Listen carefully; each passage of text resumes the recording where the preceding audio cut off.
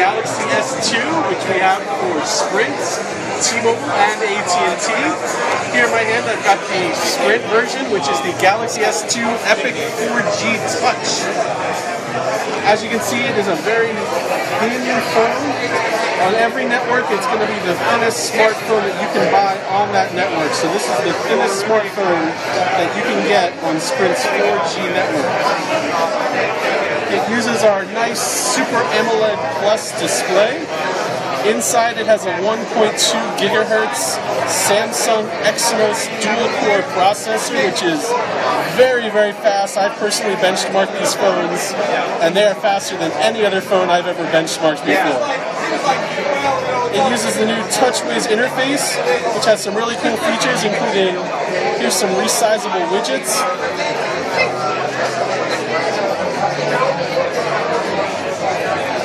And as you can see, we've improved the widget drawer on TouchWiz, so we give you a lot of nice options. All of the Samsung widgets are resizable, but there's plenty of nice widgets to add functionality and to customize the phone however you like.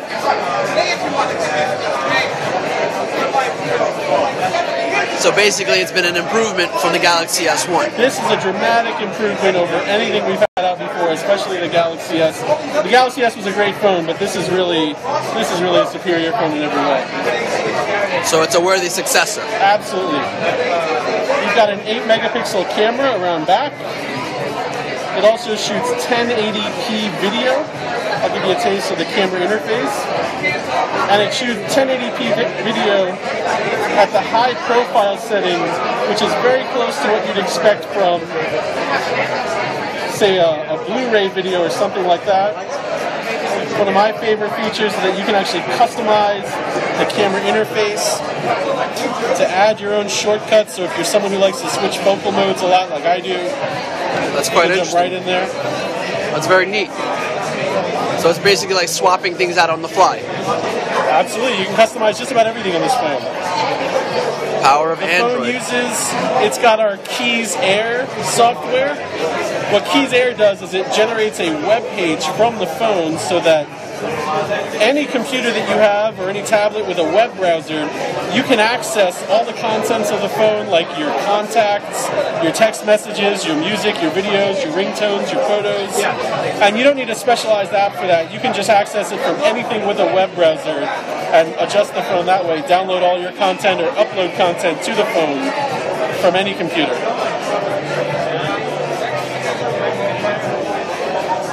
We've got the Social Hub service that comes with it. This is Samsung's way of integrating Facebook and Twitter and your email and your text messages all into one convenient spot. We also have our Voice Talk, which is powered by Vlingo. So when you're driving or when you want to go a little bit more hands-free, you can just talk to the phone. It might be a little loud in here, but you can just say, "Hi, Galaxy." And then you can tell the phone what to do. You can call John. I don't think there is a John on this phone, but if there was, the Galaxy S2 would try to call him for you. So you can select your music, and when it's docked into a car dock too, it will automatically go to the speech recognition mode, so you can just talk to it without taking your hands off the wheel. So this is basically an improvement to the already voice recognition from Google on the phone. Right. It still has Google's voice commands on the phone, but we're using Vlingo's software for some added functions and features to really kind of amp that up a bit. So is that something that's just dedicated to the Samsung phone, or is that something that's from Vlingo in the marketplace? That's a good question. I know that we are using our own version on the Galaxy S2 devices, but we don't own Vlingo, so I'm sure that they offer similar products themselves, but all of the Galaxy S2 phones come with that Voice Talk software. Pricing and availability?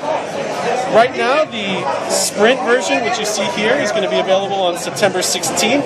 It's going to be $199 with a 2-year contract. The AT&T version will go on sale on September 19th, and they're going to talk about pricing later.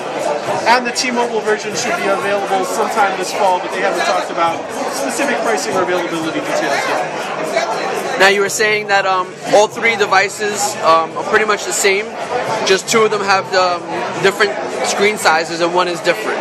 The screen is a little bit different. So on the Sprint version and on the T-Mobile version, you get a 4.5-inch screen. On the AT&T, you get a 4.3-inch screen. The Sprint version and the AT&T version use a Samsung 1.2 gigahertz dual-core processor. The T-Mobile version also uses a dual-core processor, and we're not really talking about the specific processor inside, but it is dual-core. And otherwise, they use identical TouchWiz software. They're all running on the fastest 4G networks available on all those carriers.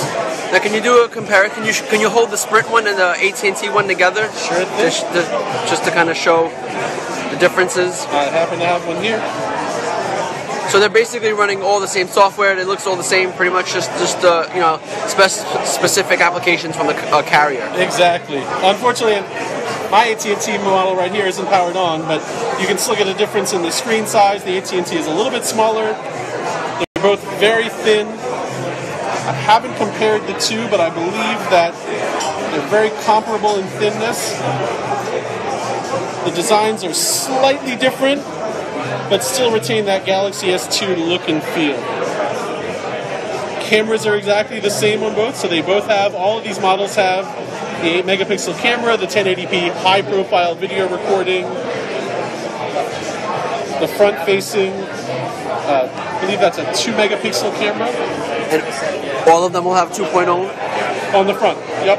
Oh, that's interesting. And that works with Skype and Fring and Pic and all of the popular video conferencing, as well as Google Talk. So the Google Talk video software is preloaded. They all run the newest version of Gingerbread Android software. Any differences with the ports? No, they all use an MHL port, which stands for Mobile High Definition Link. That's micro USB, but you can get an adapter to use HDMI out of the same port. So you can connect this port directly to your high definition television. You can show your videos. That's what we have going on up here. As you can see, I'm controlling the phone here and controlling what's on the screen. And if we had video content preloaded on this phone, you could also watch videos, whether they're videos you've taken or videos that you preloaded onto the phone yourself, into the phone's memory.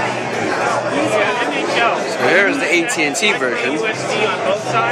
Basically the same thing and then you can see we have the adapter that you would right see here. on the Sprint The version. adapter has HDMI, the full Just the AT&T version has its bloatware and other carrier-specific applications.